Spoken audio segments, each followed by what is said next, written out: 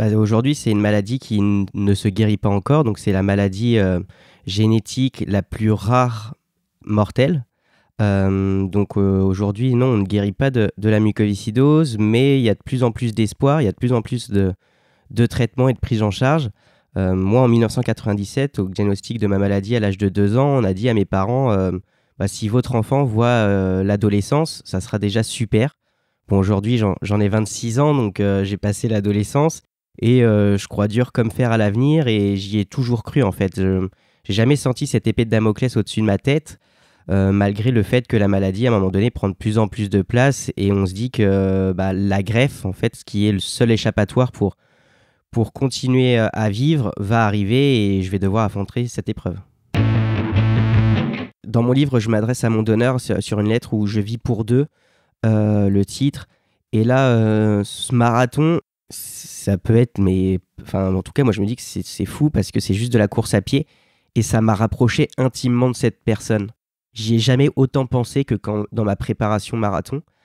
Et donc je courais pour moi, je courais pour cette personne, je courais aussi pour sa famille qui l'a perdu, mais je cours pour cette personne qui n'a certainement pas eu la vie qu'elle aurait rêvé et les projets qu'elle aurait voulu faire. Donc je me dois, pour moi en fait, si on est greffé, on ne doit pas se mettre dans une bulle et rester dans son canapé pour que tout se passe bien. Pour moi, c'est une sorte de responsabilité et un respect pour cette personne que de vivre pleinement. Et donc courir ce marathon, forcément, ça m'a rapproché d'elle. Bonjour à tous, je suis Guillaume Lalu et je suis ravi de vous retrouver dans ce nouvel épisode de Course épique. Pour commencer, un rapide mais très sincère merci à tous pour vos encouragements et vos retours enthousiastes sur les derniers épisodes du podcast. Si vous avez envie de soutenir Course épique, les 3 meilleures choses à faire, vous abonner sur les différentes plateformes de streaming, noter et rédiger un avis sur Apple Podcast, et enfin en parler largement autour de vous sur les réseaux sociaux ou dans la vraie vie. Et n'oubliez pas, pour ne rien manquer des coulisses du podcast, rendez-vous sur notre compte Instagram courseepique.podcast. Je vous propose de vivre aujourd'hui un épisode exceptionnel de Course épique. Une chose est sûre, cette interview a été une rencontre très marquante pour moi. J'ai eu le plaisir d'échanger avec Alexandre Alain, qui vient de courir il y a quelques jours le marathon de Paris. Alexandre n'était pas tout à fait un coureur comme les autres sur la ligne de départ ce jour-là. Les médecins ont en effet diagnostiqué à Alexandre une mucoviscidose alors qu'il était âgé de 2 ans. Il a depuis toujours pris le parti d'aller de l'avant et d'appréhender la vie avec un formidable enthousiasme et une immense détermination. La vie d'Alexandre a basculé, pour le meilleur, un soir de juillet 2017, lorsqu'on lui a proposé une double greffe des poumons, alors que ses capacités pulmonaires avaient atteint à cette période des niveaux préoccupants. Alexandre a tout au long de sa vie continué à aller de l'avant, à entreprendre et à se lancer dans des projets sportifs ambitieux, jusqu'à ce marathon de Paris 2021 qu'il va nous raconter aujourd'hui. Vous l'aurez compris, comme très souvent dans Course épique, l'histoire que vous allez entendre aujourd'hui, ça n'est pas seulement l'histoire d'une course, c'est l'histoire d'une vie.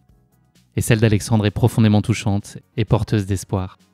Vous allez l'entendre, cet épisode fait du bien. Mais je ne vous en dis pas plus. Alexandre va vous raconter tout ça bien mieux que moi. Bienvenue dans notre nouvel épisode de Course épique, Souffle d'espoir.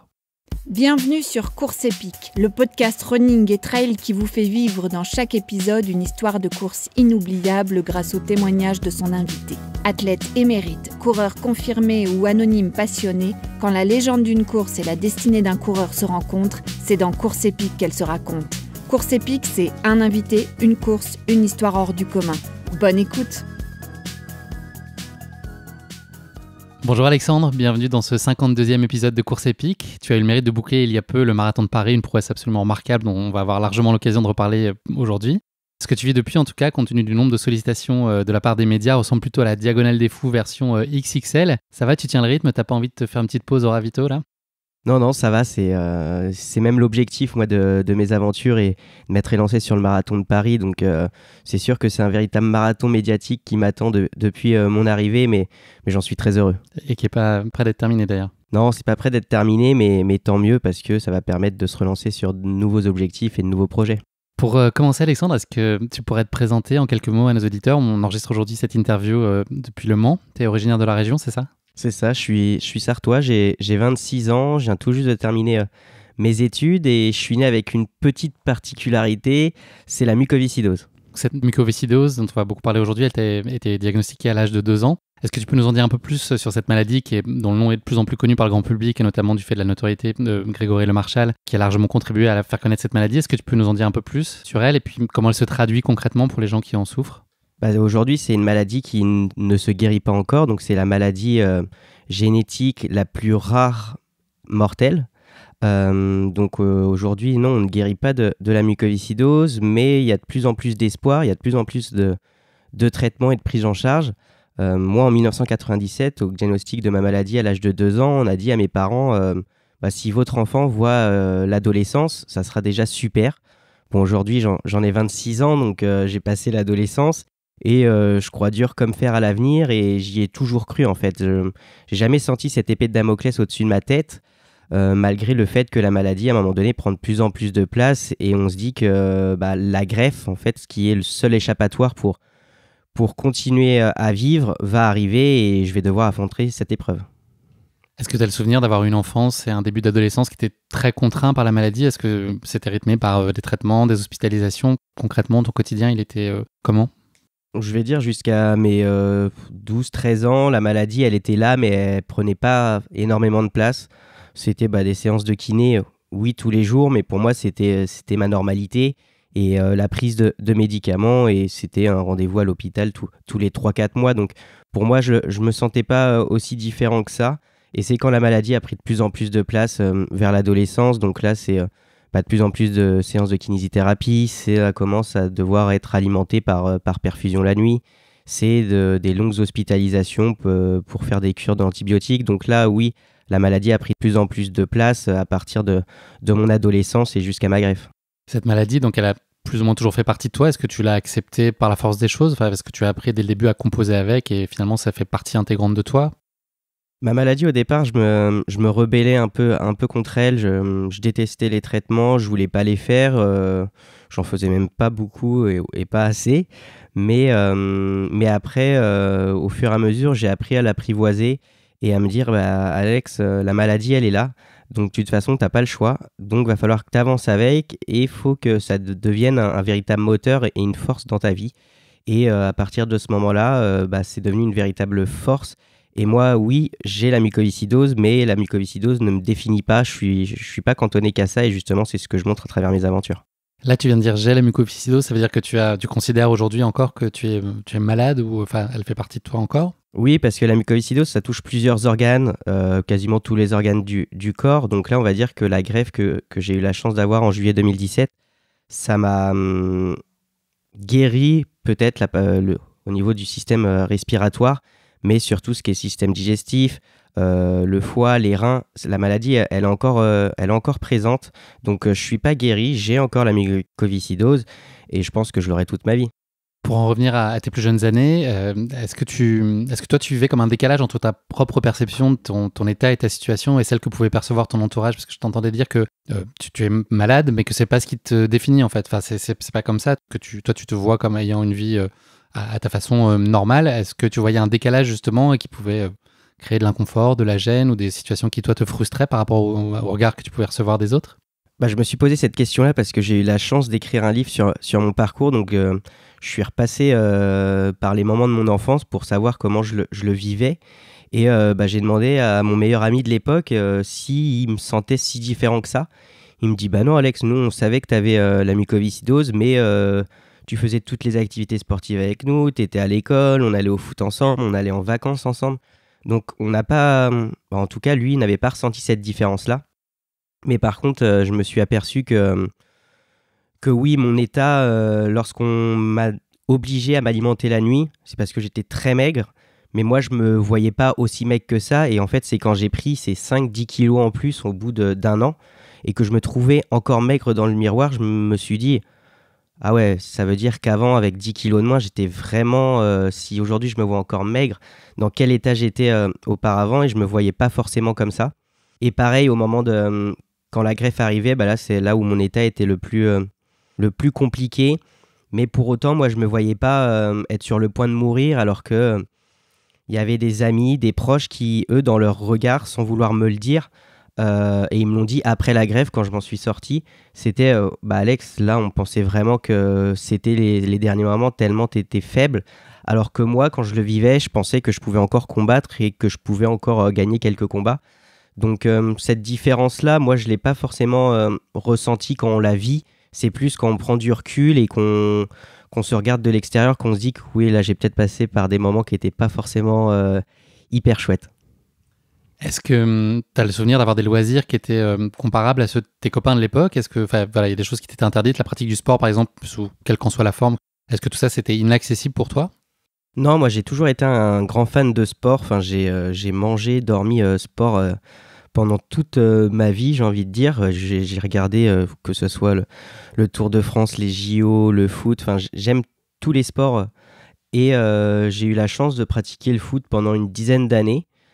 J'ai dû arrêter au moment où je me suis fait opérer pour m'alimenter la nuit parce que je pouvais plus recevoir de choc dans l'abdomen. Et donc je me suis remis à ma première passion parce que quand j'étais enfant, je faisais de la danse et du foot en même temps. Donc à ce moment-là de l'opération, je me suis dit je veux continuer quand même le sport en pratique et donc je me suis remis à la danse et ça m'a permis de continuer une pratique sportive. Cette maladie, je pense qu'on va l'entendre et c'est vraiment une des choses qui ressort le plus des propos qu'on peut entendre de toi, c'est que tu l'as toujours prise avec beaucoup de détermination, d'espoir et de conviction. Est-ce qu'il y a des moments quand même qui ont été moins simples que d'autres dans ces plus jeunes années? Est-ce que tu as toujours eu confiance en l'avenir?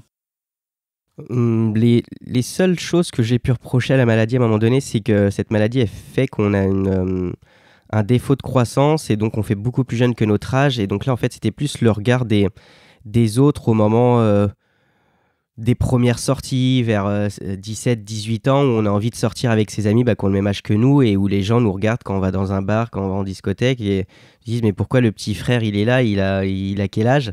Là pour moi ça a été vraiment le plus dur à accepter et où là j'étais vraiment en colère sur ça.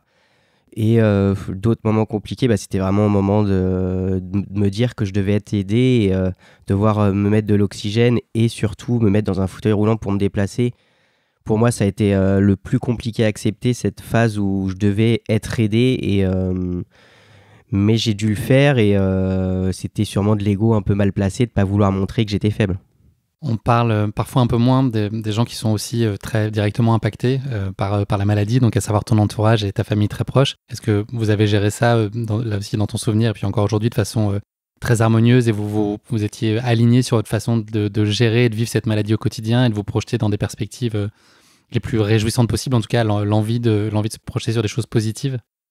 Oui, en fait, moi, mes parents, ils m'ont inculqué des valeurs, c'était de croire à l'avenir. Ils m'ont pas mis, et je les en remercie, dans une bulle du fait d'avoir la mucoviscidose, donc à se dire, faut pas qu'il attrape la moindre bactérie. Qu'il fasse beau, qu'il pleuve, qu'il neige, j'avais droit d'aller au foot et ils m'en empêchaient jamais. On a une famille soudée, j'ai eu la même éducation que ma grande sœur et mon petit frère.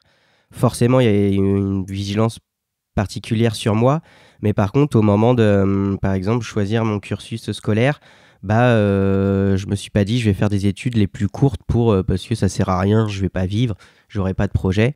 Donc moi j'ai fait une licence de droit et après un master d'école de commerce, donc ça commence à être un bac plus 5.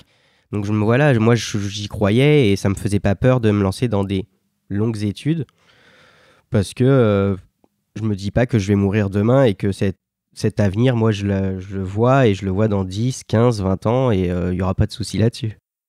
Est-ce que les perspectives étaient connues? Est-ce que c'est des discussions desquelles tes parents te tenaient éloigné sur ton avenir et sur ce que tu pouvais espérer pour la suite et les années que tu avais devant toi? Quand j'étais enfant, j'avais pas conscience que cette maladie elle était mortelle, que j'avais une espérance de vie qui était beaucoup plus faible que mes amis autour de moi. Le premier gros choc, ça a été la mort de Grégory Lemarchal, parce qu'en fait, moi, je côtoyais pas d'autres personnes atteintes de la mucoviscidose, donc c'était une volonté pas forcément personnelle ni de mes parents, mais c'est parce que j'en avais pas eu l'occasion. Et donc, voir Grégory Lemarchal, c'était la première personne qui était atteinte de la mucoviscidose que je connaissais par ma télé. Et donc, je m'y suis identifié comme beaucoup de personnes atteintes de cette maladie. Et de te dire, si lui arrive à faire des choses aussi folles et vivre ses rêves, pourquoi pas moi? Enfin, je voyais pas d'objection à ça. Et après, par contre, le coup de massue, ça a été quand il est décédé, parce que là, je me suis dit, même lui, alors qu'il est connu par tout le monde, il est chanteur, on voyait qu'il souriait tout le temps et tout, et il est décédé de la mucoviscidose. Et là, je me suis dit, donc oui, la maladie, elle est quand même mortelle. Et en fait, même mes amis autour de moi qui n'avaient pas cette conscience-là, le regard a un peu changé à se dire... Alex, du coup, il va peut-être mourir jeune. Et en fait, il y a encore ça un peu dans l'idée du grand public, c'est la mucoviscidose est connue de tous les Français grâce à Grégory. Mais par contre, ils associent souvent Grégory, jeune, décès, alors que maintenant, l'espérance de vie est bien plus forte. Et maintenant, elle tourne aux alentours des 50 ans. Mais c'est aujourd'hui, et moi, je crois pertinemment aux avancées de la médecine, et ça ne cesse d'augmenter d'année en année. Donc voilà, moi, quand je suis né, c'était 15 ans. Aujourd'hui, c'est 50. Et qu'est-ce que ce sera dans... Moi, le seul bonheur que je peux me souhaiter, c'est de mourir d'autre chose que la mucoviscidose, quoi. Donc non, j'y crois à l'avenir. Tu l'as dit tout à l'heure, je crois, donc la greffe s'avère être la seule voie possible, la seule issue. Ça veut dire que la mucoviscidose, c'est une maladie qui progresse inéluctablement. La dégradation est progressive et systématique. Est-ce que tu peux avoir des cycles, des moments de mieux et des moments de moins bien, ou est-ce que c'est vraiment une dégradation étape par étape ? En fait, chaque mucoviscidose est différente selon les personnes. Moi, la mucoviscidose, elle m'a touché les voies respiratoires et le système digestif. Il y en a d'autres qui touchent que les voies respiratoires ou que le système digestif. Moi, j'ai un peu le combo. Et voilà, quand on a perdu cette capacité respiratoire-là, à un moment donné, c'est très dur de la reprendre. Il n'y a que les phases d'encombrement où là, on en perd, mais on est en capacité de les reprendre après par le sport. Mais une fois qu'on est descendu en dessous les 30% de capacité respiratoire, on va rester en dessous de 30% de capacité respiratoire.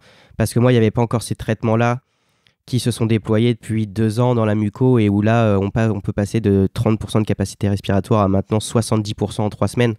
Grâce à ce nouveau traitement, ce traitement ne guérit pas de la mucoviscidose, mais permet des améliorations juste folles. Et en soi, moi, si j'avais eu ça, je m'en fiche de ne pas guérir de la mucoviscidose. Enfin, je l'ai depuis ma naissance, mais ça ouvre un champ des possibilités et ça repousse l'échéance de la greffe à plusieurs dizaines d'années. Et tant mieux parce que la greffe, moi, j'en suis très heureux aujourd'hui. J'ai une vie qui a complètement changé. Mais par contre, c'est une opération qui est lourde. Faut le savoir, il y a des chances. Je savais que j'avais des chances de mourir. Donc, faut mieux pas y aller. Mais parce que quand tout se passe bien, c'est super. Mais moi, par exemple, ma première année, oui, j'ai couru le marathon de Paris là. Mais par contre, ma première année, j'ai fait 6 rejets de cette greffe. Donc, ça aurait pu entraîner des plus grosses complications. Donc, repasser par une nouvelle opération, une nouvelle greffe. Et là, on manque encore le risque de mourir. Donc les améliorations sont notables et tant mieux. Quel organe tu es en capacité de te faire greffer ? Est-ce qu'un même donneur peut donner plusieurs organes ? Est-ce qu'il y a des critères de compatibilité ? Comment ça fonctionne ? C'est des critères de compatibilité assez poussés. Le premier, c'est le groupe sanguin, qu'on est le même. Puis après, il y a plein de petits marqueurs dans le sang on fait tout un bilan pré-greffe avant d'être mis sur liste pour que voilà, le donneur qui va nous faire don de ses organes ait la compatibilité la plus absolue avec nous. Et moi, on m'a greffé les 2 poumons, mais avant, on faisait le bloc cœur-poumon. Mais maintenant, on vérifie que si notre cœur est en capacité de tenir cette greffe, on garde notre cœur. Moi, j'ai encore mon cœur. Et après, il y en a beaucoup après la greffe parce que les anti-rejets sont très nocifs. Ils doivent se faire greffer un rein parce que les reins ont pris beaucoup avec ces médicaments à forte dose. Donc, les reins sont de plus en plus malades et n'arrivent plus à faire leur travail. Donc, il faut se faire greffer un rein. Donc, il y a une multitude d'organes qu'on peut se faire greffer. Mais une personne qui, malheureusement, décède peut en sauver 8 autres avec ses organes. Donc, ça montre, voilà, c'est hyper important. Le décès et le malheur d'une famille peut faire le bonheur de 8 autres familles qui sont en attente d'une greffe pour un proche. Donc, il faut en avoir conscience. Est-ce que tu peux connaître l'identité du donneur ou est-ce que c'est forcément anonyme ? C'est anonyme. En France, on ne peut pas connaître l'identité. Après, il y a un processus, si on le souhaite, à envoyer une lettre à l'Agence française de biomédecine à Paris qui, par la suite, contacte les proches de la personne qui est décédée pour dire « Vous avez reçu une lettre, est-ce que vous voulez la lire, oui ou non ?» Et après, est-ce que vous voulez répondre oui ou non ? Et donc là, il faut vraiment que les 2 parties soient en total accord pour savoir qui est l'autre. Parce que moi, j'en connais, psychologiquement, ils veulent absolument connaître. Et donc, en fait, leur tête, elle dit c'est pas tes poumons, c'est pas tes poumons. Et ils font des rejets, mais parce que je pense qu'il y a une grande part de psychologie là-dedans. Moi, j'avais pas du tout cette volonté-là de connaître cette personne. Et en fait, c'est avec mes aventures et à chaque fois qu'on m'en parle, en fait, vu que je m'expose, on me parle beaucoup de cette personne-là. Et donc, ça m'a, moi, fait un cheminement intérieur. Et le fait d'écrire ce livre, en même temps que ma préparation du marathon, alors que j'avais connu 2 grandes aventures avant, c'est ces aventures qui m'ont permis, alors que sur le papier, c'était les moins folles, comparé à un tour d'Europe de 11 000 km et un tour de l'Atlantique, c'est celles qui m'ont permis d'apprendre plus sur moi. Je pensais pas que courir un marathon et se préparer allait m'apprendre autant sur moi et sur ma personnalité, alors que je me disais c'est juste de la course à pied. Tu as beaucoup de projets, on va avoir l'occasion de l'évoquer, cette volonté d'aller toujours de l'avant. Ce qui te motive, ce qui te pousse à faire ça, c'était cette idée de diffuser, de partager l'espoir, c'était te sentir pleinement vivant de cette façon-là, c'était de vivre des projets comme n'importe qui. Comment est-ce que tu construisais tous ces projets-là ? J'ai une psychologue un jour qui m'a dit que je voulais tellement montrer que j'étais vivant après la greffe que je faisais des projets que des personnes lambda n'allaient pas faire. Mais je pense pas que j'ai cette mentalité-là de me dire profite de la vie parce que tu peux mourir demain. Enfin, tout le monde peut mourir demain. Donc j'ai pas cette volonté-là de cramer un peu par les deux bouts la vie. C'est moi, tous mes projets, il y a 50%, c'est pour moi personnellement, Alexandre Alain. Mais il y a 50%, c'est pour toutes ces personnes-là qui peuvent s'identifier à moi, comme moi j'ai pu s'identifier à Grégory Lemarchal. C'est là, la suite du marathon, recevoir des dizaines de messages de personnes en attente d'une greffe ou greffées et que c'est compliqué et qu'ils ont pris conscience que moi aussi ça a été compliqué. Oui, là j'ai couru le marathon 4 ans et demi après ma greffe, mais j'ai vécu une année de convalescence, mais plus que difficile. Donc voilà, on peut avoir chaque parcours est différent, mais je pense qu'on peut tous s'en sortir. Et moi, c'est la tête qui fait beaucoup. J'étais en période de rejet pendant 1 an, mais j'avais cet objectif-là de faire ce tour de l'Atlantique. Les médecins m'ont dit « mais tu es fou, tu prends trop de danger, on est totalement contre ». Mais je continuais à construire ce projet, je continuais. Et le jour où j'ai mis les pieds sur le bateau, en 1 an, j'ai pris 20% de capacité respiratoire. Et là, je leur ai montré que la tête et l'épanouissement personnel, ça peut faire plus que des simples traitements. Malgré que les traitements, il faut les faire. Hein. Et justement, il y a cette surveillance-là absolue à avoir avec la greffe et prendre ses anti-rejets. On ne peut pas y passer à côté. Mais je pense que la tête fait beaucoup. Tu nous as parlé de ce projet qui est un tour de l'Atlantique que tu as fait en 2019. Avant ça, en 2014, donc avant que tu sois greffé, tu as fait un tour d'Europe en R6. Donc c'est une aventure dans 19 pays et 11 000 km. Est-ce que tu peux nous parler de ce projet-là et nous raconter dans quelle démarche tu l'as fait ? C'est un projet que tu as fait à plusieurs aussi ? Oui, là en fait c'était à la base un projet entre amis avec 2 amis Com et Romain où on s'était dit, on nous proposait de faire un tour d'Europe de 11 000 km en 23 jours et moi j'avais envie de découvrir un peu l'Europe, sortir de mon petit village de la Sarthe et donc voilà, mais on s'est dit qu'on voulait donner un sens à ce projet-là, pas juste faire un voyage entre amis, donc on voulait sensibiliser à la mucoviscidose et montrer que c'est pas parce qu'on est atteint d'une maladie qui est grave sur le papier qu'on ne peut pas vivre des rêves, qu'on ne peut pas voyager. Et donc, on avait tellement aimé cette émulsion autour de ce projet-là, les rencontres, que je m'étais dit, et j'avais dit aux gars, je savais que ma greffe allait arriver dans les années à venir, que je voulais absolument refaire un projet, je ne savais pas lequel, après ma greffe. Et donc, ça a conduit qu'après ma greffe, Romain, avec son grand frère Thibaut et un ami à lui, Jérémy, ils sont venus me chercher et ils m'ont dit, Alex, nous... ça fait 10 ans qu'on travaille dans notre entreprise, donc on a droit à prendre 1 an de congé sabbatique et on part faire un tour de l'Atlantique. Ça te tente de venir avec nous ? Moi, j'avais jamais mis les pieds sur un bateau, mais sans réfléchir, j'ai dit bon, c'est parti. Hein. Moi, il n'y a pas de souci. Et donc là, on est reparti pour une super aventure où toujours pour sensibiliser à la mucoviscidose et là aussi en faveur du don d'organes parce que j'ai été greffé et montré que le don d'organes est un véritable don à la vie. Donc entre ces 2 défis, ta vie elle a basculé le 17 juillet 2017 puisque se présente à toi un très grand défi qui est cette greffe bipulmonaire. Combien de temps avant tu as su que tu pouvais être greffé ? Est-ce qu'on parle d'heures, de jours ? Moi j'ai refusé.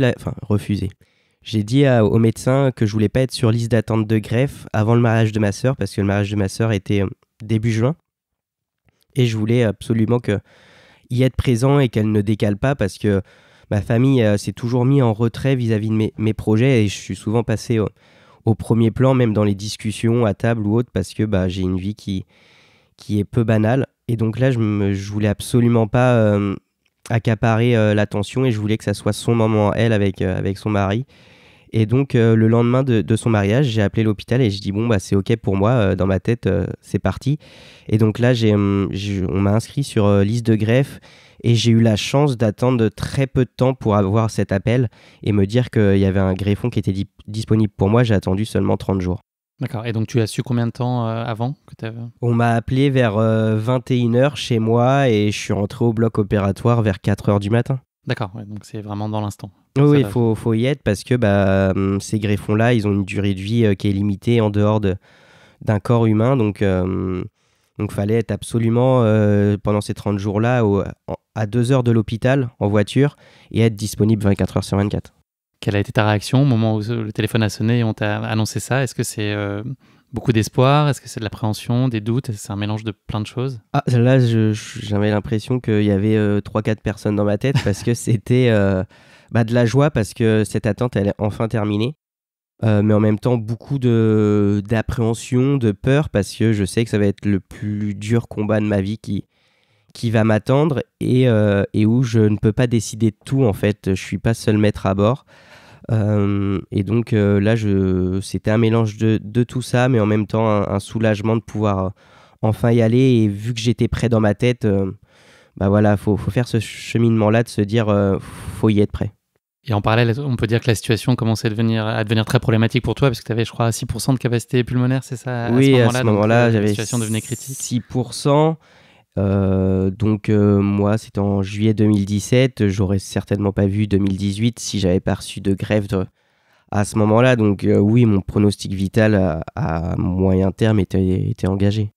La greffe des 2 poumons, c'est la façon de le faire? Est-ce qu'on peut imaginer le faire en 2 fois ou est-ce que ça n'a pas de sens? C'est multiplier le risque par 2? Non, ça se fait tout le temps comme ça. On enlève les 2 et on en remet 2, sauf pour les personnes qui avaient déjà plus qu'un poumon parce qu'on leur a enlevé des lobes petit à petit.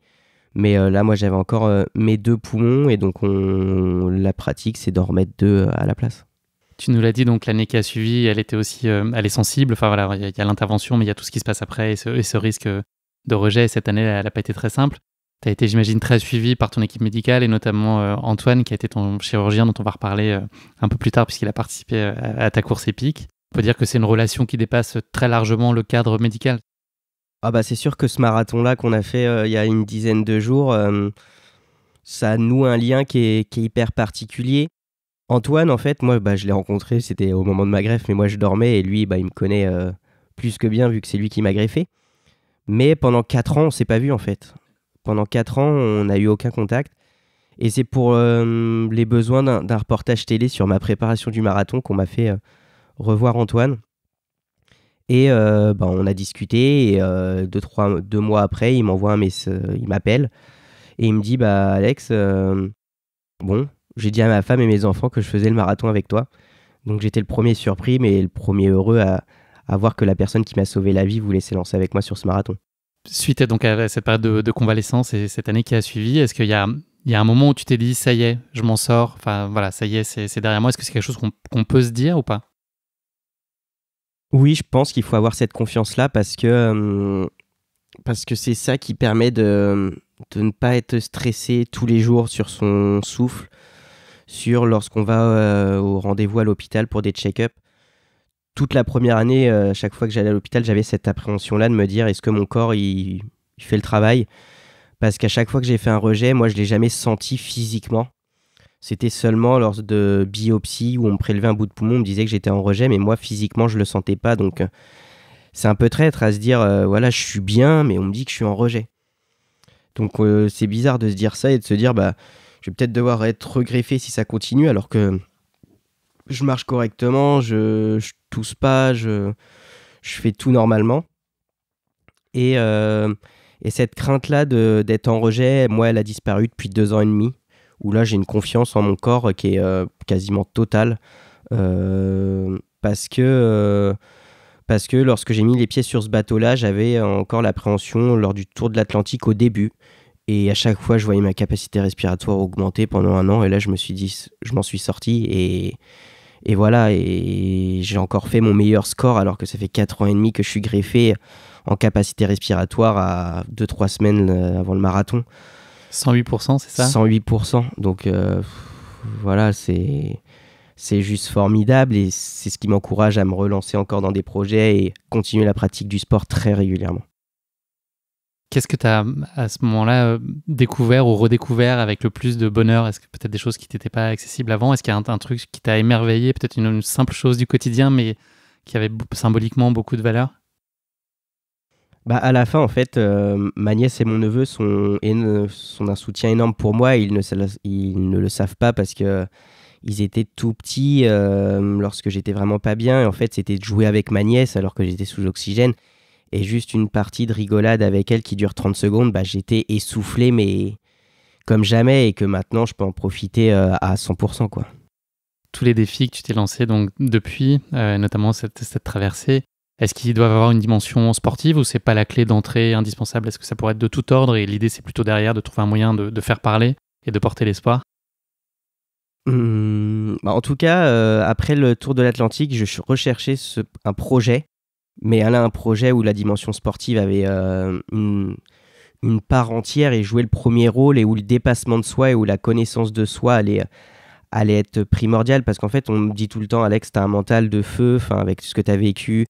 Tu te plains jamais, ton mental c'est ta première arme. Mais en fait, je voulais la mettre en pratique et voir si je sais que j'ai un mental qui est fort, mais est-ce qu'il est si fort que ça? Et donc c'est pour ça que je voulais avoir une course où j'allais pas faire 5-10 km et où ça allait pas durer longtemps. Et donc c'est pour ça que je voulais m'engager sur une épreuve, on va dire reine. Donc j'ai regardé le Half Marathon des Sables, j'ai regardé des courses comme ça. Je me suis inscrit hier au Half Marathon des Sables, c'est drôle que t'en parles. Et j'ai pas résisté. Et ça me titille, c'est quelque chose qui me fait rêver d'entendre les autres en parler et de voir l'épreuve. Donc, mais le marathon s'est imposé aussi déjà comme première étape. Comme une première étape, et c'était... Je me lance pas en fait des projets pour refaire un projet, parce que du coup à chaque fois tout le monde me dit c'est quoi ton nouveau projet. Je veux que chaque projet ait un sens et soit construit, et pas me dire je me lance dans un projet coûte que coûte. Et donc là j'ai regardé le calendrier des courses, et cette année le marathon de Paris tombait en octobre, 17 octobre, et là je fais mais attends Alex, tu connais cette date? 17 octobre c'est aussi la journée mondiale du don d'organes et de la greffe. Donc voilà. Tout était aligné. Tout était aligné, il y avait pas d'autres courses en fait. À partir du moment où j'ai vu cette date, et j'ai dit à mes coachs, c'est ça. Enfin, il n'y a pas autre chose, quoi. Juste avant ça, un autre défi un peu différent qui a dû te mobiliser quand même pendant un certain nombre de semaines et de mois précédents, c'est en septembre 2021, la sortie de ton livre Un souffle d'espoir, qui retrace ton parcours de vie, un livre qui a été préfacé par Brigitte Macron. Est-ce que ça a été un exercice plaisant pour toi? Ça a été un exercice plaisant, mais avec le recul. Parce que quand j'avais la tête dedans, je l'ai écrit en 4 mois, ce livre. Donc en fait, mon éditeur est venu me chercher en décembre, janvier là, de cette année, et m'a dit, Alex, on a vu ton parcours et on aimerait que tu sensibilises les gens, mais d'une autre manière que tes aventures, et les sensibiliser par écrit.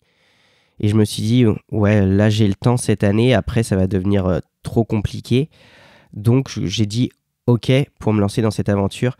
Ça a été une aventure assez folle, ça m'a appris beaucoup sur moi. Je suis repassé par des moments que je pensais avoir enfouis ou avoir fait le deuil. Et au fin de compte, je me suis dit peut-être que j'avais pas fait tant le deuil que ça de certaines choses ou de certains moments. Mais ce parallèle entre écrire un livre et ce marathon, j'ai appris tellement sur moi des deux côtés, et je ressors avec une connaissance de moi qui est folle. Et en fait, je pensais pas que ces deux aventures totalement différentes allaient autant m'apporter. Merci beaucoup pour cette longue introduction, Alexandre, mais ça valait vraiment le coup de prendre le temps. On va passer à notre séquence de la basket chinoise, c'est notre format de portrait chinois, version sportive. Première question de cette basket chinoise, si tu étais un personnage fictif, qui serais-tu? Alors je serais Spider-Man, parce que on a un peu un parallèle. Moi j'ai perdu ma maman quand j'étais jeune, à l'âge de 13 ans. Donc lui dans son quotidien il perd aussi ses parents. Et en même temps, moi on me qualifie souvent d'extraterrestre, d'extraordinaire, mais alors que je suis quelqu'un de totalement ordinaire, et c'est ce que je montre sur le papier, c'est que j'ai pas du tout cette casquette-là. Je suis né avec la mucoviscidose, je suis greffé des poumons. La pratique sportive n'était pas forcément quelque chose de voué à moi. Et pourtant, je m'en suis donné les moyens d'aller dans des projets qui sont peut-être extraordinaires. Et c'est quand même lui, il a une vie totalement banale à la base.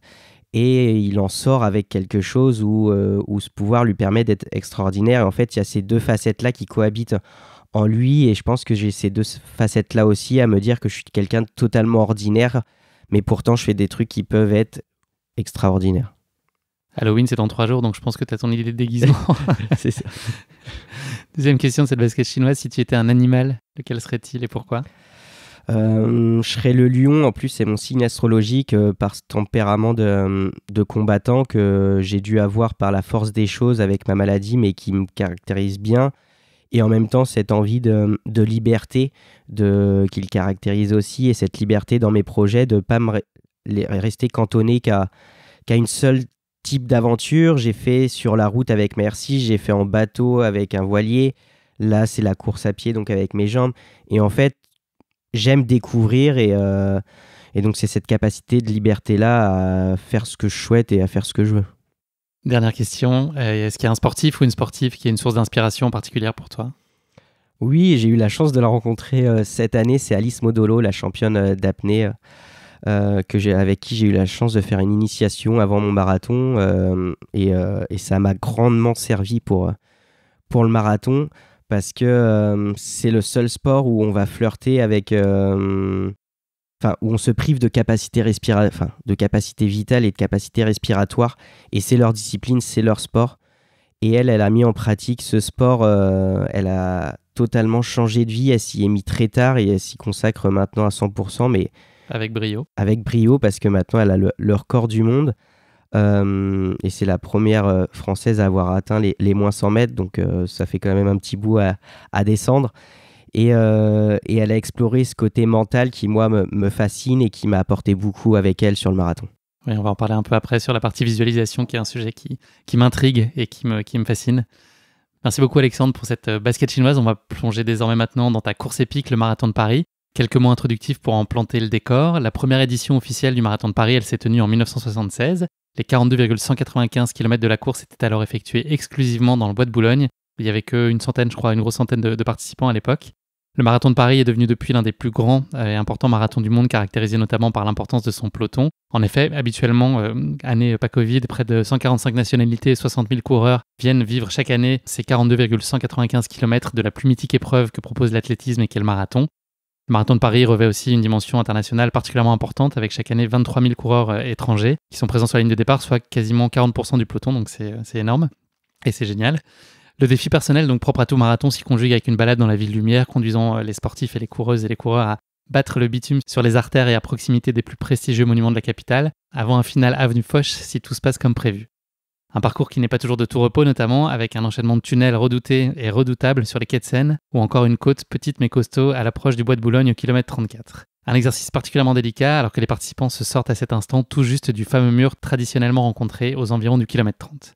Au final, ce prestigieux parcours amène les participants à traverser 7 arrondissements de Paris, à se mettre au vert lors des passages dans les 2 célèbres bois de la capitale, tout cela avec la plus belle source de motivation qui soit, les encouragements des 250 000 spectateurs présents tout au long du parcours. Voilà en quelques mots le cadre de ta course épique qui va nous intéresser aujourd'hui, Alexandre. Avant que tu nous en partages plus en détail le récit, place à notre rubrique la question qui pique de course épique. Ça va, pas trop nerveux? Ça va, ça se passe bien. Cette question qui pique concerne aujourd'hui, à la surprise générale, j'imagine, le marathon. C'est à moitié étonnant, mais cette question qui pique, je ne l'ai jamais posée dans le podcast alors qu'elle semble assez évidente. Voilà ma question pour toi, Alexandre. Est-ce que tu saurais me donner la raison pour laquelle la distance d'un marathon est de 42,195 km? Et attention, il y a un petit piège. Ah oui, et donc du coup j'ai entendu cette réponse-là au moment du marathon, c'est mon petit frère qui me l'a raconté. Ça faisait 42 km, mais on a rajouté ces mètres-là pour que ça aille jusque devant le balcon de la reine, non? Bravo, c'est quasiment ça, c'est le roi, mais effectivement la distance originelle c'était 40 km, donc c'est souvent, en tout cas moi c'est l'idée que j'avais en tête, et l'histoire de ce soldat qui a couru pendant 40 km jusqu'à Athènes pour prévenir qu'il y avait la victoire des Perses, et cette personne, ce porteur de message est mort épuisé après l'avoir délivré. Donc la distance originelle du marathon était effectivement de 40 km. Et c'est en 1908 que cette longueur a été rallongée jusqu'à 42 km et quelques centaines de mètres lors des JO de Londres. Et tout ça, c'est en fait le roi de l'époque. Donc c'était pas une reine, c'était Édouard VII qui a fait un petit caprice et qui a exigé que la course se termine au pied de sa loge royale. Voilà, il n'avait pas envie de se déplacer sur la ligne d'arrivée pour remettre les médailles. Et donc voilà, donc ça a allongé d'autant le marathon. Et en fait, cette distance, elle est restée depuis. Et elle est devenue officiellement la distance du marathon au JO de Paris en 1924. Tu vois, il y a bientôt 100 ans, presque. Bravo, tu n'as pas connu le fameux mur avec cette question et tu t'en es sorti très très bien. Alors, on va parler maintenant de ta course épique et du marathon de Paris. Est-ce que tu peux, avant ça, nous raconter un peu ton rapport plus spécifique à la course à pied? Est-ce que Est-ce que tu voyais, donc déjà, tu nous disais que tu étais très intéressé par le sport de manière générale dans ton enfance. Est-ce que l'athlétisme en particulier, c'était une source d'intérêt pour toi et les formats d'endurance, plus particulièrement les formats longs? Non, c'était pas un intérêt pour moi parce qu'en fait, je détestais ça parce que j'avais pas la capacité de suivre mes amis et la fameuse épreuve du 3x500 lorsqu'on est au lycée pour l'épreuve du bac. Je détestais et pourtant voilà, j'ai couru 42 km cette année, mais sur le tard. Mais en fait, c'est devenu... moi, je faisais du foot et en fait, j'aimais pas courir pour courir. J'avais besoin de retrouver ce côté-là de plaisir, de jouer, le côté amusement dans le sport.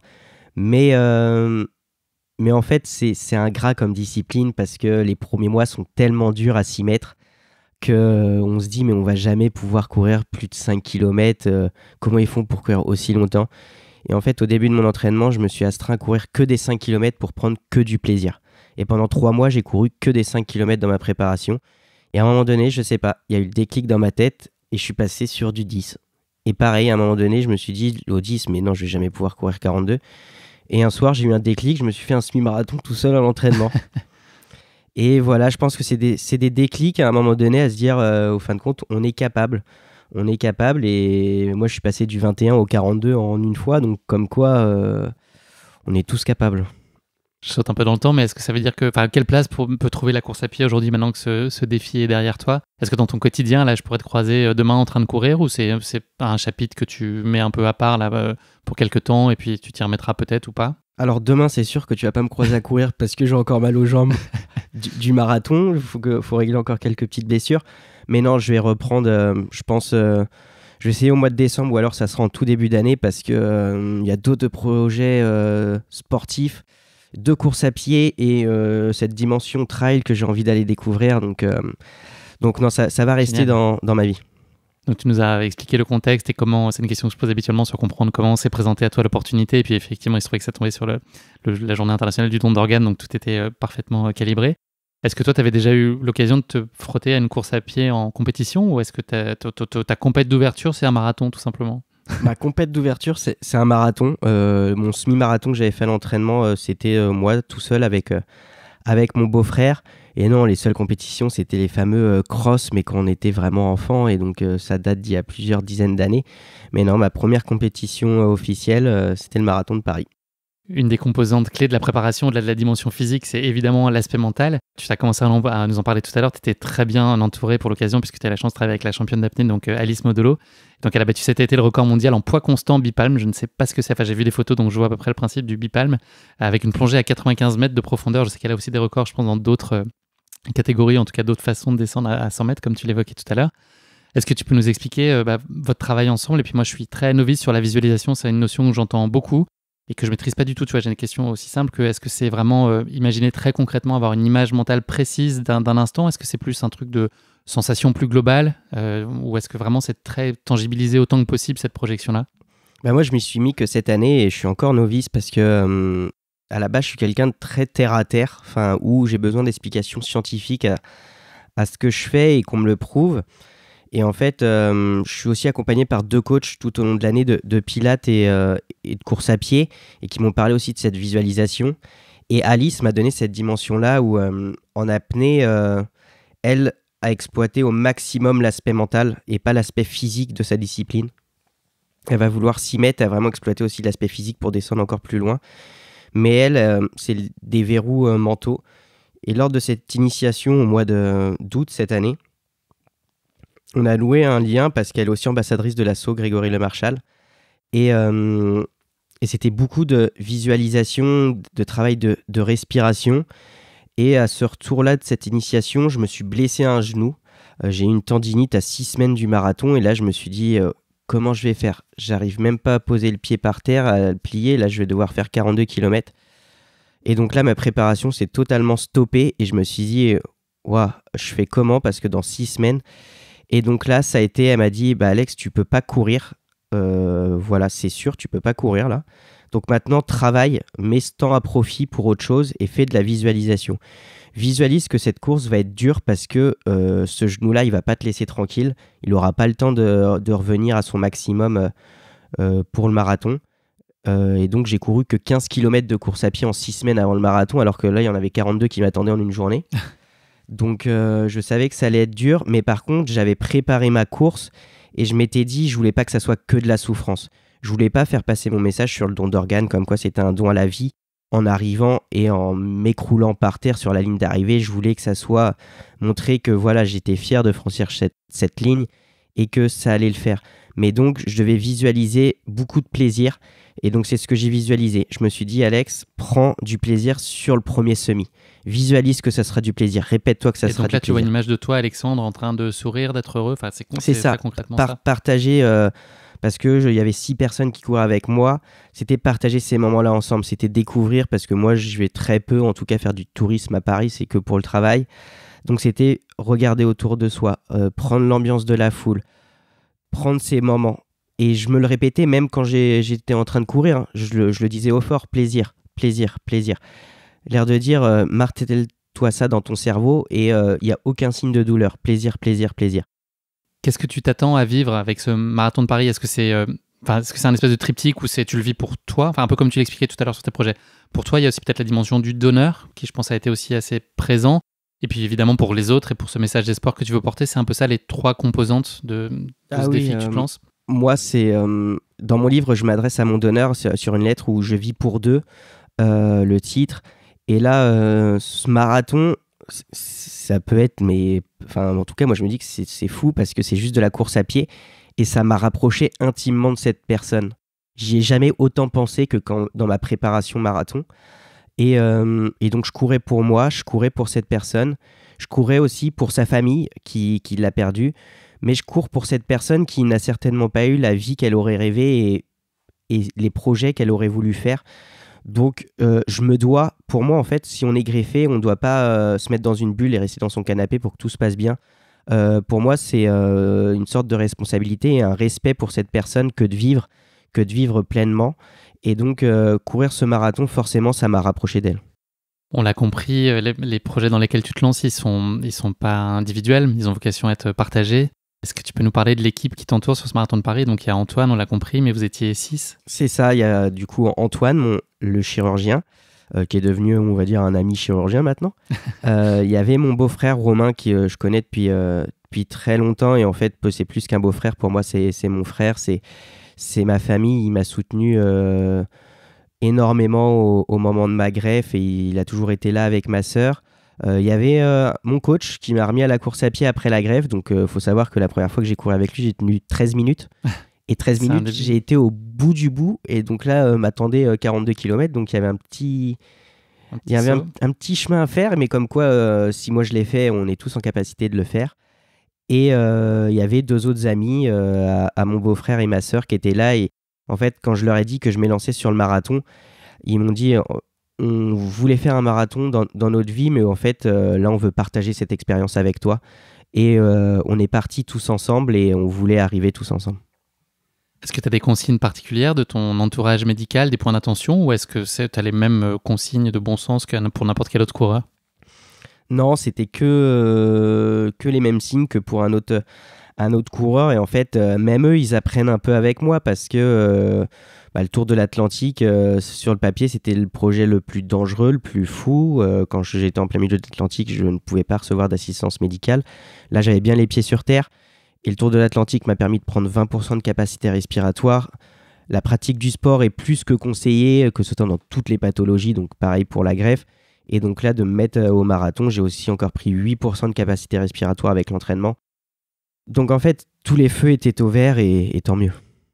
Est-ce que tu t'étais fixé un objectif en termes de chrono, ne serait-ce que pour avoir une idée un peu de rythme ou peut-être de ne pas excéder la barrière horaire, ou est-ce qu'il y avait juste le seul objectif, c'était la ligne d'arrivée et puis c'était déjà un objectif très largement suffisant pour un premier marathon ? Non, l'objectif, selon mon allure et selon l'entraînement, j'étais en capacité de le faire en 4h30. Et là, d'un seul coup, la blessure est arrivée et où là, en fait, j'ai totalement changé d'idée, c'était juste d'arriver sur la ligne d'arrivée. Parce que cette tendinite-là, j'arrivais même pas à marcher correctement, donc courir 42 km. Et ça revenait pas, je faisais des soins, ça revenait, enfin j'avais mal. Et donc, déjà, je suis moi-même surpris d'avoir pris du plaisir sur les 21 premiers kilomètres, donc tant mieux. Et non, du coup, là, l'objectif, c'était de terminer. Et je savais que, par contre, j'allais être sous la barre des 6 heures sous lesquelles on doit terminer. Comment s'est passée la soirée et la nuit qui précède le départ? C'est toujours des moments un peu particuliers par la force des choses. Avant des grandes échéances comme celle-là, c'est souvent difficile de trouver le sommeil. Il y a une part d'excitation, de crainte. Est-ce que ça a été le cas pour toi ou est-ce que tu étais assez serein finalement? J'ai été très agréablement surpris. J'ai bien dormi la nuit du marathon. Je ne sais pas pourquoi. Je pensais que j'allais très mal dormir. En fin de compte, j'ai fait une bonne nuit. Donc visiblement, je devais être pas trop stressé. Mais c'est parce que aussi, en fait, vu que j'ai médiatisé mon projet, j'étais très fortement sollicité par les médias pour en parler et véhiculer le message. Donc quand je me suis réveillé, j'étais bien, j'avais bien dormi et j'étais focus sur mon objectif de ce marathon-là. J'allais t'en parler justement de cette exposition médiatique qui était déjà très importante en amont de la course. Est-ce que c'est une forme de pression supplémentaire ou tu arrives à cloisonner, à rester assez hermétique à cette pression-là? Mon coach avait très peur de ça, que ça devienne un poids trop fort pour moi. Et au fin de compte, moi, c'est un véritable moteur. Bien sûr que ça me rajoute peut-être une certaine pression, mais pour moi, c'est un moteur, ça me donne encore plus de force parce que de l'annoncer publiquement, après, il faut assumer. Et par contre, j'assume le fait de dire que je voulais être absolument sur la ligne d'arrivée et que j'y serais parce que j'y croyais dur comme fer. Et non, moi, j'en fais un véritable moteur et dans les moments difficiles sur la course, je savais que ces journalistes-là m'attendaient sur la ligne d'arrivée pour montrer que le don d'organes est un véritable don à la vie. Donc pour moi, non, je m'en suis servi comme un moteur, mais par contre, il faut faire attention parce que ça peut demander beaucoup d'énergie, ça m'en a demandé. Et peut-être que ma blessure, ça vient aussi de là, c'est le fait que j'étais très sollicité pour que ce soit le livre, que le projet marathon. Et donc j'avais cette fatigue-là et je pense un peu de surentraînement à un moment donné parce que je voulais me rassurer. Et donc, faut y faire attention et je ferai peut-être un peu plus attention à ça, à la gestion du temps et du planning pour les futurs projets, les futures courses. Est-ce qu'il y a une chose que tu appréhendes en particulier pour cette course? Le mur, exposer ton corps à un effort aussi long pour la première fois? Eh bien justement, je pense que je ne l'ai pas assez visualisé ce mur. En fait, je me disais, s'il est là, il est là, s'il n'est pas là, il n'est pas là. Et en fait, j'aurais dû plus m'y préparer parce que moi, je me le suis pris très fort ce mur. Donc j'aurais dû plus le préparer en visualisation parce que de toute façon je pouvais le préparer que de cette manière-là. Mais en fait j'ai eu l'impression, en fait j'en faisais abstraction, je me disais voilà il est là, je verrai ce qui se passera alors que j'aurais dû m'y préparer. Ça y est, nous sommes le dimanche 17 octobre 2021, on est à quelques minutes du départ. Quel est ton état d'esprit sur la ligne de départ? Enfin je dis ton mais vous parce que vous êtes tous les 6 ensemble, est-ce que vous êtes stressé, vous êtes impatient, vous êtes serein? Comment tu vis ces derniers instants avant de te lancer dans la course? En fait, moi, je suis dans une forme d'excitation, donc je suis serein. Je crois que je me rends pas trop compte que je pars pour 42 km à travers Paris, alors que mes proches et mon coach autour de moi, ils sont beaucoup plus tendus, ils ont beaucoup plus d'appréhension. Mais moi, je sais pas, en fait, là, c'est vraiment que du plaisir d'être là et de me dire, c'est parti, c'est un nouveau projet et je vais le vivre. Mais en même temps, je réalise pas trop dans quoi je me suis embarqué, quoi. Est-ce que tu peux nous parler des 15 premiers kilomètres? Donc, tu arrives à t'en tenir à cette notion de plaisir que tu avais visualisée. Tu as une course que tu gères à ta main sur cette première grosse heure et demie de course, on va dire? Ouais, là, c'est vraiment que du plaisir. Voilà, on va dire que les médias m'ont lâché. Je suis dans ma course. En même temps, sur cette première partie du parcours, il y a énormément de monde qui nous encourage sur le côté. Ça te porte, ça? Oui, ça porte parce qu'en plus, en fait, il y a beaucoup de gens qui me reconnaissent du fait des différents reportages. Donc, ils m'encouragent, ils me disent merci. Ça peut paraître bizarre de me dire merci alors que c'est moi qui cours. Mais ça me fait énormément de bien, ça me fait chaud au cœur et ça me donne beaucoup de motivation. Le premier ravitaillement, je bois, je mange un peu pour préparer pour la suite. Tout se passe correctement. C'est vraiment que du plaisir ces 15 premiers kilomètres. Sauf qu'au 15e kilomètre, il y a une petite alerte. Oui, la première petite alerte parce qu'il y a il n'y a pas une grosse montée, mais il y a une légère montée quand on va vers le bois de Vincennes, là. Et là, je sens que le genou, d'un seul coup, se met à tirer. Je me dis, oh, je t'avais dit jusqu'au 21 à tenir. Je t'avais pas dit d'arrêter au 15e. Mais déjà, je suis très surpris de ne pas avoir mal au genou, en fait, avant. Et de me dire que sur le plat, voilà, ça déroule. Mon allure est un peu plus lente qu'à l'entraînement, mais tant mieux, je préfère partir tranquille, ça va bien se passer. Mais là, le genou commence à tirer et même mes proches le voient un peu, je me crispe un peu plus au niveau du visage, je me renferme un peu sur moi, je parle beaucoup moins, je fais beaucoup moins de blagues. Et une fois passé ce léger faux plat montant, c'est reparti. Le genou me laisse tranquille et je suis reparti pour quelques kilomètres. Donc tu boucles ton premier semi très sereinement et dans un état de relative fraîcheur, en tout cas c'est ce que tu nous as raconté. Et puisque tes proches qui sont au niveau du semi d'ailleurs constatent aussi en te voyant arriver, les choses elles commencent à se corser assez rapidement après. En fait, on dit que le mur c'est ça habituellement aux environs du kilomètre 30. Toi, je sais pas si c'est le mur, si c'est un petit muret. Moi, ça a été. Mais ça arrive un peu plus tôt. C'est un gros mur. Je pense que ma tête, je lui avais tellement dit plaisir sur les 21 premiers qu'elle s'est mis ça dans la tête. Et après, je m'étais dit, si c'est de la souffrance sur les 21 prochains, c'est pas grave, tu auras fait 21 km de plaisir et tu auras pris sur la moitié de la course du plaisir. Mais par contre, c'est au 23e où moi, le mur, il n'était pas au 30e, il était dès le 23e et là, j'ai explosé. Avant la série de tunnels, c'est ça ? Et en plus, on arrive sur le parcours où c'est le plus difficile. On m'avait prévenu en amont que c'était là que ça allait être difficile avec ce fameux tunnel qui dure je sais pas combien de mètres et les quais de Seine où montée, descente. Et donc là, c'est même difficile pour moi de récupérer et de me mettre sur un rythme plus tranquille parce qu'en fait... les montées, elles sont trop difficiles et il y en a 5 ou 6, je crois. Enfin, si je me rappelle bien, il y en a 5 ou 6. Il y en a beaucoup, ouais. Il y en a trop. Il y en a trop. Pour l'avoir fait aussi. Et en plus, je trouve qu'il y a moins d'encouragement, en fait. Ou peut-être que moi, parce que je me mets dans une bulle, je les entends moins. La Tour Eiffel est sur notre gauche, mais la Tour Eiffel, j'en profite même. Enfin, je regarde même pas. T'es dans le dur. Ouais, je suis dans le dur et le 23e c'est là et justement il y a un ravitaillement qui est qui doit être vers le 27-28 il me semble et où là mes proches me voient et là se disent ouais ok là il est passé dans un autre mode parce que entre le 21 en 5 km son visage c'est plus du tout le même. Au ravitaillement j'ai besoin de manger, j'ai besoin de boire, Et pourtant, tout le monde m'encourage autour. Il y a les médias, il y a ma famille, mais je suis plus du tout dans ce mode sourire, serein. Je suis passé dans un autre mode.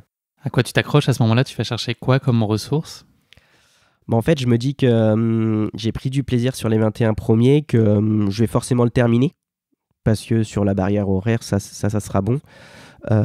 Mais d'un côté, je me dis, il reste plus de 15 km, quoi. Donc 15 km, c'est encore long. Donc si c'est 15 km de souffrance, et en fait j'ai même pas envie de regarder combien de kilomètres il me reste parce que c'est trop long et en même temps ce que je m'accroche c'est la personne qui m'a fait don de ses poumons, c'est ma maman, c'est mes proches qui sont là autour de moi, c'est de voir les médias, c'est Antoine mon chirurgien, en fait c'est toute cette force là, c'est mon premier projet solo parce que là je suis le seul à pouvoir me véhiculer avec mes jambes comparé aux autres où on était plusieurs, on était en équipage. Mais il y a une force collective qui est autour de moi et qui me pousse. Ce moment délicat, il va un peu s'étendre dans le temps, malheureusement, puisque ça va être jusqu'au 35e kilomètre. Donc, sur une partie aussi où il commence à y avoir un peu moins de monde sur le parcours. Tu continues à serrer les dents dans cette période-là de souffrance qui s'étire donc pendant un peu plus d'une heure, 1h30. Oui, c'est ça. C'est de se dire, normalement, allez, le 10 km, je le cours en 1h. 1h05, 1h10 sur l'allure marathon. Là, je vais mettre quasiment 1h30, 1h45. Donc, en fait, même quand ça fait mal, du coup, on prend plus de temps. Donc, la souffrance dure plus longtemps. Et en plus, là, on termine les quais de Seine. Je me dis, bon, ça reroule, mon allure se remet bien. Et là, il y a la fameuse côte juste avant le bois de Boulogne où, là, quand je la vois, qu'on est au pied, alors que j'avais réussi à reprendre un petit rythme et ça se voit sur mes chronos. Et là, j'ai dit, oh putain, pourquoi elle est là, elle ? Est-ce que tu commences à t'inquiéter pour le temps ? C'était pas un sujet, la barrière horaire, mais là, est-ce que tu commences à te dire qu'il y a un risque d'être hors délai ? Non, sur le délai, ça me... Ça vient pas mettre de pression additionnelle ? Tu l'envisages pas ? Je l'envisage pas, et puis au pire, j'aurais été hors délai, mais je serais arrivé. Mais ça m'aurait fait un peu mal, parce que déjà, rien que mon temps me fait mal de le dire maintenant, parce que du fait de cette blessure. Et c'est pour ça que j'ai envie d'y retourner, quoi. C'est une annonce officielle. Tu reprends un peu d'allant malgré tout entre le kilomètre 35 et 40. C'est évidemment pas une partie de plaisir à ce moment-là du marathon pour personne d'ailleurs. Comment se passe cette section-là avant les 2 derniers kilomètres où la dynamique va être un peu différente? Bah là, c'est prendre kilomètre par kilomètre. Mon coach se met devant moi, il fait un peu le lièvre. Mais c'est ce qu'il m'a dit. Il m'a dit, Alex, je t'ai jamais vu comme ça. Tes yeux, t'étais... fallait pas... Enfin, j'avais l'impression que t'étais dans ta bulle, on savait que t'étais en mode souffrance et ça se voyait, mais on connaissait ton mental. Mais ils ont eu peur que je lâche. Hein. Enfin, pas forcément eu peur, mais parce qu'ils me connaissent quand même. Mais ils se sont dit, putain, ça fait déjà 15 km qu'il est dans la souffrance. Est-ce qu'il va tenir ? Mais là, je prenais kilomètre par kilomètre. Et par contre, j'ai jamais vu les kilomètres passer aussi lentement, quoi. Ouais, c'est un passage qui est un peu dur de toute façon dans le marathon. Cette partie-là où il y a beaucoup moins de monde, c'est vraiment la partie où tu pioches physiquement et en plus, il y a... Ouais, il y a beaucoup. Et les kilomètres sont longs. Et en fait, aussi, on se dit, ouais, il y a beaucoup moins de monde autour de moi, même qui court. Je dois être loin dans les gens, je dois être loin. Mais il faut prendre kilomètre. Puis 1 kilomètre, c'est une victoire. 1 kilomètre, c'est une victoire. Et par contre, on se dit qu'on est vraiment arrivé. C'est même, enfin, moi, je me suis dit, c'est bon, c'est terminé que quand on était au 38e, quoi. Mais avant, je me disais pas que j'étais arrivé. Donc là, tu opères un shift et une bascule. Tu rentres un peu dans une nouvelle dynamique. Est-ce que tu arrives à presque, j'allais dire, profiter de ces 2, 3, 4 derniers kilomètres? Est-ce que là, tu touches à ton objectif et tu comprends que tu vas le réaliser et puis ça devient très concret, cette ligne d'arrivée est à portée de basket d'aile. Est-ce que ça t'aide à gérer un peu différemment? Du 38 au 40, j'essayais de visualiser mon arrivée, d'être sur ce tapis vert et de franchir cette ligne et me dire ouais, c'est fait. Mais ça restait encore une période compliquée, le 38-40, et c'est au 40e où là je me suis dit Alex, maintenant reprendre, et je le disais, reprends du plaisir. Reprends du plaisir, la profite, regarde tes proches autour de toi. Vous êtes partis tous ensemble et vous allez arriver tous ensemble. Il y a plein de monde qui t'attend sur la ligne. Tu vas montrer que le don d'organes, ça sauve des vies. Tu vas pouvoir délivrer ce message d'espoir à toutes les personnes qui t'ont encouragé depuis des semaines. Et donc là, je me suis dit, mais prends du plaisir, prends du plaisir. Le moment tant attendu, la dernière ligne droite arrive enfin. Elle aura presque un goût de trop peu. Tu étais presque partant pour faire 1 ou 2 kilomètres de plus, non, peut-être pas, je sais pas. Ou est-ce que toi, t'aurais pu encore continuer un tout petit peu, ou est-ce que c'était vraiment un soulagement quand même que cette ligne d'arrivée arrive et que même si toi tu commençais à te sentir un peu mieux? C'est un soulagement de l'avoir arrivé, mais là quand on tourne, je me souviens sur la gauche pour aller vers la ligne d'arrivée, bah franchement en fait elle est là. Et c'est au moment où on retrouve toutes les personnes. J'ai la chance que le speaker il m'annonce et il annonce mon histoire, donc en fait tout le monde tape sur les sortes de barrières sur le côté. Et en fait, ces 350 mètres, ils sont trop courts. Je me dis, c'est une belle récompense, ce moment-là, cette clameur. J'ai pas le temps d'en profiter, j'ai pas le temps de prendre toute cette force. Et limite, là, j'ai l'impression que je peux recourir. que voilà, pourquoi j'ai pas couru avant ? Et au fin de compte, cette ligne d'arrivée, elle est trop proche. J'ai pas le temps même d'échanger avec les gens qui ont couru avec moi. Enfin, je me suis dit, ouais, on est arrivé. Mais on est arrivé. C'est cool. Vous bouclez donc ce marathon tous ensemble en 5h31. Est-ce que tu te souviens de la première chose que tu as ressentie au moment de franchir la ligne d'arrivée? Alors moi j'ai vu des images, est-ce que tu as eu le temps finalement d'avoir la possibilité de ressentir des choses? Parce que très vite, il y a eu beaucoup de médias qui sont venus sur toi, on parle vraiment de quelques mètres, donc quelques secondes après la ligne d'arrivée. Est-ce que tu as eu quand même ce moment à toi pour pouvoir réaliser et puis être satisfait, fier, heureux, accompli? Ou est-ce que tout de suite ça a été une autre forme de course qui a démarré? J'ai pas eu trop le temps de réaliser. À peine j'avais passé la ligne d'arrivée que je me suis arrêté, que j'étais happé par... il y avait une horde de journalistes devant moi, un petit mur. Mais en fait, je le regrette pas parce que moi, c'est ce que je souhaite, c'est le médiatiser au maximum. Mais en fait, pas médiatiser Alexandre Alain, moi, ma personne. C'est médiatiser le message que je souhaite véhiculer. Et ça, ça c'est super d'avoir cette horde de journalistes, mais en même temps, en fait, je peux pas tout de suite prendre dans mes bras mes proches, les gens qui ont couru avec moi, donc ça, je prends le temps, mais qu'après, une fois que les interviews sont terminées, mais j'ai du mal à réaliser qu'on vient de courir 42 km, que ça fait 5h30 qu'on est parti et que ça a été quand même une bonne dose de plaisir au début, mais une très grosse dose de souffrance après. Est-ce qu'il y a aujourd'hui, donc on est à peu près 2 semaines, je pense, après, une dizaine de jours après, est-ce qu'il y a une image que tu retiens plus particulièrement de cette course, un mot, une émotion? C'est quoi l'empreinte que tu en as aujourd'hui? En fait, c'est même pas au moment même, c'est quand j'ai vu après des vidéos où moi j'intériorise beaucoup ce que je vis, mais en fin de compte, je vois mon coach qui est en sanglots à côté de moi, mais ça je l'avais même pas vu le jour J. Je vois mon beau-frère qui pleure, ça je l'avais pas vu non plus. Enfin, tout le monde a versé sa larme et était touché du fait que j'ai réussi et que le message était 100% réussi. Mais en fin de compte, tout ça, moi je l'ai pas vécu, cette émotion, cette sensation qui était en moi, mais je l'ai pas partagé avec eux. Et quand je vois, en fait, je rigolais tellement avec eux et ils m'encourageaient tellement que je savais pas réellement eux ce qu'ils vivaient, est-ce qu'ils vivaient réellement leur course ou ce qu'ils vivaient la mienne. Et donc les voir comme ça, libérer leurs émotions au moment de la ligne d'arrivée et quand je suis passé, bah c'est fort. C'est plus que fort et c'est les images que j'ai en tête là quand je ferme les yeux et que je vois les vidéos. Avec du recul aujourd'hui, est-ce que ce marathon, il a tenu ses promesses ou j'imagine qu'il les a même très largement excédées, dépassées? Oui, je pensais pas que la course à pied pouvait véhiculer de tels messages.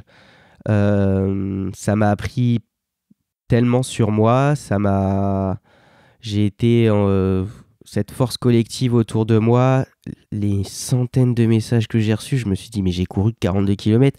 Enfin, c'est comme je disais avec Spider-Man, c'est que c'est pas extraordinaire. On était, je crois qu'on est 30 000 à avoir franchi la ligne d'arrivée cette année. Donc je suis un parmi 30 000. Mais pourtant, mon histoire, les messages que je veux véhiculer, ça touche les gens et moi, ça me donne tellement de force en fait. Ça me donne envie de repas. Là, oui, je sais que si je me engage sur un marathon, il va y avoir cette souffrance-là, mais j'y suis prêt. A posteriori, qu'est-ce qui t'a paru le plus difficile à gérer? C'est ce mur? Oui, c'est ce mur. Mais j'ai été loin dans la souffrance. À un moment donné, j'ai marché, mais j'étais obligé de marcher parce que j'étais loin dans la souffrance et peut-être que j'aurais pu continuer un peu plus longtemps juste à courir, mais c'était dur et franchement, j'ai déjà été très loin et ça m'a prouvé à moi que j'avais quand même ce mental et que je l'aime et je sais le mettre en pratique aussi. Donc un boost de confiance énorme là pour la suite, pour tous tes prochains défis? Oui, et pour même ton quotidien d'ailleurs? Un boost de confiance, mais en même temps, le doute me fait avancer. Le doute me fait me remettre en question et en fait, je pense qu'on est meilleur quand on ne doute pas. Enfin, on reste peut-être sur ses acquis ou des choses comme ça et le doute, moi, me fait avancer dans tous mes projets de ma vie. J'ai besoin de... pas tout le temps d'avoir le doute, sinon on fait rien. Mais ça me fait avancer, moi, le doute me fait avancer et me fait remettre en question et aller plus loin. Donc oui, ça m'a donné un boost de confiance de terminer ce marathon, mais pour autant, si je me engage sur une course, je vais pas venir, oui c'est bon, j'ai fait un marathon, ça me fait pas peur. Même un 10 km maintenant, hein, je préfère y aller et me dire, bon voilà, visualise, entraîne-toi correctement. C'est pas parce que tu as fait 42 qu'aujourd'hui ça va bien se passer sur 10. Ça se trouve, tu vas autant souffrir sur les 10 là que sur le 42 que tu as fait. Donc oui, ça m'a donné de la confiance, mais en même temps, j'y vais avec humilité. Ouais, moi, c'est vraiment ce que j'ai appris aussi à titre personnel. Il n'y a jamais de course facile en fait. Si tu vas faire un marathon, tu peux te retrouver en grande difficulté sur un 10 km. Voilà, il n'y a pas de règle. Et effectivement, il faut être assez humble par rapport à ce qu'on est en capacité de faire et voilà, toujours se préparer au mieux et se donner toutes les chances de réussite en acceptant que ça ne marche pas à tous les coups. Merci beaucoup Alexandre d'avoir partagé avec nous ce marathon de Paris définitivement épique. Alors, je voulais te parler d'avenir, c'est une question que je pose souvent dans le podcast. Je sais que systématiquement, on te demande, et tu l'as dit tout à l'heure lors de nos échanges, on te parle de ton prochain projet. Je sais qu'il est aujourd'hui secret, donc je ne vais pas essayer de te tirer les verres du nez. Par contre, comment est-ce qu'on peut suivre son avancée? Je pense qu'il va y avoir des enjeux à un moment de partenariat, de financement. Comment est-ce que les gens peuvent t'aider, te contacter et suivre ça au moment où le moment sera venu d'en parler? Comment est-ce qu'on peut être sûr de ne pas passer à côté de cette information et puis venir accompagner ce projet-là à tes côtés? Je suis déjà en train de construire le nouveau gros projet, parce qu'en fait, dans ce projet-là, il y en aura des plus petits. Je le dévoile au grand public en janvier 2022 ou début février. Donc en fait, là, je suis en train de faire tout le travail de recherche de partenaires, parce que là, c'est ce projet-là qui se terminera en septembre 2023. C'est une enveloppe budgétaire qui est de 300 000 €. Donc c'est énormément d'argent. Donc là, je suis à la recherche de financement, d'entreprises qui veulent partager mon histoire, mes valeurs, qu'on écrive l'histoire ensemble. Et en même temps, il y aura des plus petits projets, mais qui auront toujours les mêmes buts, toujours les mêmes messages. Et la course à pied va rester dans ma vie, c'est sûr. Si vous avez envie de soutenir donc ce projet, écrivez-moi guillaume@courseepic.fr et puis je ferai suivre à Alexandre ensuite. Voilà, si ça peut aider à boucler le financement. Et puis Merci. Peut-être même l'emmener plus loin, ce serait vraiment génial. À plus long terme, est-ce qu'il y a un défi sportif, on parle de vraiment très loin, défi sportif ou pas d'ailleurs, mais est-ce que tu as un rêve de gosse, quelque chose que tu aurais envie d'accomplir, qui peut-être aujourd'hui, c'est pas le bon moment, à moyen terme ça l'est pas, mais est-ce que tu as un rêve secret que tu nourris depuis toujours, qui sera peut-être plus secret si tu me le racontes, mais... En fait, moi, c'était pas un rêve de faire un tour d'Europe, de faire un tour de l'Atlantique ou de faire un marathon. Les rêves, moi, ça devient un rêve au moment où je me dis je veux le faire. Le marathon de Paris, c'est devenu un rêve au moment où j'ai vu cette date. C'est devenu un rêve de dire que j'allais être marathonien. Et c'est comme ça dans tous mes projets. C'est que je fais des rencontres qui me parlent d'autres aventures. Et ça devient un rêve au moment où ça se concrétise, où je me dis c'est ça que je veux faire. J'ai un très gros projet, mais que je garde pour moi dans une dizaine d'années, un très très gros projet sportif. Mais à moyen terme, et ça c'est pas me cacher, on en parlait tout à l'heure, faire le half marathon des sables, c'est quelque chose déjà moi qui me fascine et qui me donne envie de découvrir ça, et c'est des choses qu'à moyen terme je pense que j'ai envie de faire, oui. Bah, viens avec moi l'année prochaine, septembre 2022. Avec plaisir. À Fuerteventura. Je te propose, en guise d'avant-dernière question de ce podcast, de conclure non pas avec le mot de la fin, mais avec le motto de la fin. Est-ce que tu as une citation très emblématique pour toi et qui est riche de sens sur ta façon d'appréhender la vie ? Il ne faut pas se fixer de limites parce que c'est les autres déjà qui s'en chargent. Si on se donne des limites à soi-même, on va nulle part parce qu'il y a déjà tellement de personnes autour de nous qui vont nous mettre des limites parce qu'en fait, c'est leurs propres limites. Ils retranscrivent leur peur sur nos projets. Et moi, quand je parle de projet, ma famille au départ, c'était wow, tu nous fais peur. Maintenant, ils s'y sont habitués. Et même mes proches. Ils te poussent maintenant, ils t'encouragent. C'est ça. Mais parce qu'en fait, il y a tellement de personnes qui vont déjà nous mettre des limites. Encore plus moi, avec la mucoviscidose, greffer les poumons. Ah non, tu peux pas. Alors, si moi-même, je me dis que je peux pas faire des choses, bah voilà, faut pas se fixer de limites parce que les autres s'en chargeront. Est-ce que tu as un dernier message à faire passer aujourd'hui sur lequel tu voudrais t'appesantir un peu plus, à faire passer aux malades, à leurs proches, au grand public ? Comment est-ce qu'on peut aider, contribuer à sa hauteur ? Voilà, est-ce que tu as une dernière chose que tu voudrais ajouter ? Bah, c'est montrer que sur le papier, j'ai rien d'un aventurier, que je pars de loin, que passer de 13 minutes à la 5h31 d'effort, si moi je le fais, je suis pas extraordinaire, j'ai pas des super pouvoirs. Faut juste en fait jamais perdre espoir. Le mental est un outil primordial qu'on ne met sûrement pas assez en pratique, et même moi le premier, j'explore encore mon mental et cet aspect de visualisation. Faut pas perdre espoir et faut se fixer des objectifs et des caps. C'est ça qui permet de tenir, et moi en tout cas c'est ça qui me permet de vivre, c'est d'avoir des objectifs et de se dire j'ai cet objectif là, oui, la route va peut-être pas être droite, va peut-être être sinueuse, mais je sais que je serai là. C'est malheureusement déjà la fin de cet épisode. Merci beaucoup Alexandre d'avoir partagé avec nous ce qui s'avère être évidemment bien plus qu'une course épique. Le titre du podcast est un peu mensonger. Merci pour ton témoignage extrêmement précieux. Les auditeurs du podcast m'écrivent très régulièrement pour me dire combien les invités que je reçois les inspirent, les motivent, les aident à se lancer dans des projets qu'ils auraient pensés inaccessibles. Donc voilà, ton témoignage empreint d'espoir, de positivité, de force et de résilience, c'est une formidable illustration de cette idée qu'il faut toujours y croire. Et je suis absolument convaincu qu'il a profondément touché nos auditeurs. Ce message d'espoir que tu portes, il doit être entendu évidemment le plus largement possible pour aider et accompagner les malades et leurs proches qui sont touchés par cette maladie, mais aussi sensibiliser et mobiliser le grand public. Je suis très heureux qu'à sa très modeste hauteur, Course Épique ait eu le plaisir de donner à entendre ton histoire et ces messages que tu tiens à partager. Voilà, merci pour tout ça Alexandre. Je te souhaite, comme tu l'as toujours fait, de continuer à t'accomplir pleinement dans tous les projets auxquels tu vas donner corps à l'avenir, et je doute pas qu'ils seront très nombreux. Merci. À très bientôt, merci Alexandre. À très bientôt. Merci à tous de nous avoir suivis, j'espère que cet épisode vous a plu. Pour ne manquer aucun épisode, n'oubliez pas de vous abonner sur les différentes plateformes de streaming. Et si le cœur vous en dit, n'hésitez pas à mettre le maximum d'étoiles sur iTunes, cela aidera Course Épique à se faire connaître plus largement encore. Merci et à très bientôt pour notre prochain épisode de Course Épique.